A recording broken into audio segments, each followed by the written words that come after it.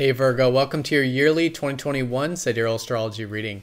All right, so a lot to talk about here for the year, a lot of shifts and changes, some important aspects, and so we'll highlight which areas are likely going to be most emphasized for you in 2021 and how to work with these areas in constructive and healthy ways. And as always, you know this video is for true Sidereal, so if you are new to this form of astrology, definitely check out that link down below because you want to make absolutely sure you are watching this video for your sidereal sign. If you don't know what that is, down below is a list of sun sign dates for your true sidereal sign. You can watch the corresponding video for that, but also a birth chart calculator to find your sidereal ascendant and your sidereal moon. Because I do recommend watching all three of those videos because it does make a more personalized and holistic reading for you personally. So yeah, links down below if you are new to true sidereal astrology. All right, so Virgo, one of the major areas of emphasis is going to be on what you might call your self-expression here this year. We have Saturn and Jupiter going into your fifth house. And Saturn is the planet of building and putting in work and time into the things that we love and we're passionate about in the fifth house. And Jupiter is also coming in here, the planet of expansion, of potentials and opportunities. So very constructive time with both of these planets. Both these planets deal with manifestation, and it is about the things you love and your self-expression. Some other things of the fifth house could also be romance for some of you, really building and establishing that area. For others, maybe it's your kids. If you have kids or are planning on having kids, it could be a time of new establishment there. And for others, maybe creative things, hobbies, interests, anything that is about cultivating what you love and your passions. So right at the beginning of the year, even before the year, this energy shifts into there, really helping establish that side of your chart. Now, Mars is going to be going into Aries, which is a much more comfortable placement for Mars. Collectively, this second half of 2020 was very uncertain. We had Mars in Pisces, really, not so clear in terms of where we're putting our action and energy. But now Mars is going into Aries January 10th. So this first month and a half from January 10th onwards, I think really good motivation and drive. And I think one of the motivating areas for you could be towards getting to the truth. Some of you might be researching, uncovering deeper things. Maybe some of you doing healing or deeper work. And this has already been a very important area because Uranus has been here these past 2 years, helping you experiment with all this. Innovative ways of healing, innovative ways of doing, deeper work. And this can also be financially a bit too as well. For those of you who've been maybe experimenting with relying on others or others on you or shared resources, maybe freeing yourself from anything you're in bondage to involving resources or debts or loans or something like this. So it's definitely a year, as it has been, of emphasis on both healing and innovative in different ways to feel more empowered, more of your true self. Also in your relationships, I think experimenting with matters of sexuality, intimacy, trust, deep things like that. And then, of course, in the financial front as well. So with having more freedom financially, if there's anything tied to others in some way with your resources. So that all starts, January 10th, but it's a major theme of the whole year as it really has been these past couple years of changes there. Now, January 13th, we do have a new moon, and it's going to be in the area that was highly emphasized last year in 2020, which is your home and personal life sector. I think, coming into this year, there's less maybe limitation, less developments around, maybe home, maybe health, maybe your personal life where Saturn and Jupiter were. And so now with this new moon, it's almost, with Pluto, it's almost feeling more empowered, more free. Maybe there's some new changes, some new transformations that have occurred with your home life or with your health or your personal life in some way, also helping kickstart the new year. Now, January 17th, we do have Jupiter squaring up to Uranus, which is really the hallmark of the year because Jupiter is so close to Saturn, Saturn's also going to be squaring Uranus for pretty much the whole year, from February 17th through December 24th.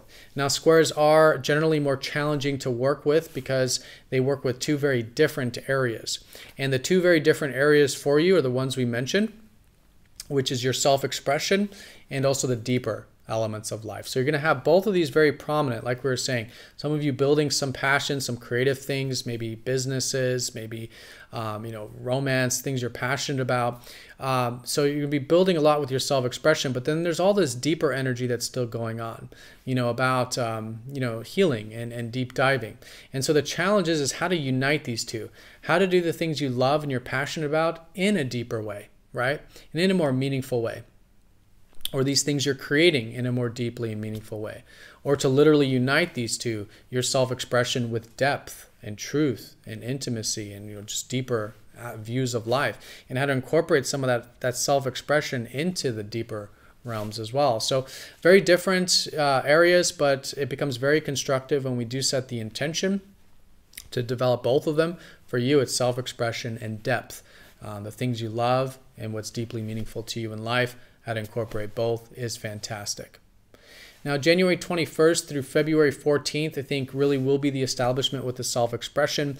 That's where the fast-moving planets will be in that 5th house of you, again, maybe starting to build something you love or something you're creating. And I do want to say to be flexible at that time, though, because between January 29th through February 21st, Mercury will be retrograde in this area. So a lot of you might be rethinking some things involving whatever it is you're creating, going back, re-editing, maybe some of those hobbies, interests, passions, whatever it is. And so do be flexible around that time, even though it's definitely a time of establishing the area.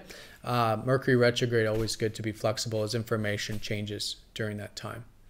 All right, and then very late February and mostly into March, especially after the new moon we'll have on March 13th, we have Neptune changing signs. Neptune's going to leave Aquarius, which is your 6th house of work and routine and health. So really the past 10 years, it's been perhaps a bit of uncertainty when we're trying to figure it out in regards to where your work's going or your job, or maybe it's with your health. But the fog starts to lift going into March, where we start to see that everything kind of ended up working out. For some of you, it's a dream coming to fruition in regards to your work or your job. It's almost like this past 10 years has been guiding you in such a way that we had no idea where we were going, but it kind of ended up working out. And so so that's great. I think at the very least, the fog is lifting, though. And I think it's going to create more clarity with your work, maybe with your health or routine. And so that finalizes that area of development. There'll still be more we'll talk about with Jupiter, though, in that area. But anyways, Neptune's going into your relationship sector from this early March time period. And so the dreams and ideals might start to go into relationships. But this is a very comfortable area for Neptune because it's in Pisces. It's the area where you, I think, already need relationships that are more deeply meaningful to you on a soul level, to connect with Piscean types or do Piscean spiritual kinds of things in regards to your relationship. So it's a great opportunity for this. Neptune coming into here is really going to start to blur the lines regarding relationships so that you can connect to them on a deeper soul level. If there is any uncertainty about the area, it is good to surrender what's outside of our control and trust in the divine process and listen to our intuition when it comes to relationships, right? And just stay nice and grounded with the area. But I don't think the groundedness will be a big deal with Neptune in good placement in Pisces. But of course, just being grounded if there are any dreams or ideals about relationships. Just understand we are under a bit of an influence at this time in regards to one-on-one stuff with Neptune. But again, most importantly for that inward spiritual connection, both in them and about them and our perception of them. All right, so yeah, April 18th, Jupiter will come into the work sector from April 18th through August 29th. And so there could be some opportunities. Some of you maybe promotions, some opportunities at work, but at the very least, starting to expand your beliefs about what's possible with your work and your health. Where that fog starts to lift up in that area, Jupiter comes in to expand it from April 18th onwards. So really good there to expand your perception about work, see if there's some opportunities there that you can build and develop throughout the year, specifically between April and August. Now, April 21st through May 11th, we do have a lot of emphasis on that deeper area. So this kind of late April into May time, I think it's really good for that deeper work. It already is for the whole year. There might be more of an emphasis on that. And again, particularly to experiment. Try innovative ways of healing, innovative ways of diving deep, maybe doing some, experimentation when it comes to what you value on a deeper level, and to again free yourself in terms of anything that you're in bondage to, whether it's fears, inhibitions, or external things, even financial things that can help you feel more free and more liberated. Now, May 26th and June 10th are the eclipses, and this is going to be helping us find balance with the nodes. Really, the whole year, I think it's really good to find balance between your practical life and your more free-spirited life. All right, this has been, coming into the year, I think, an important emphasis. So how to find both, right? We do need both in life. We need our practical day-to-day life, but we also need that free spirit.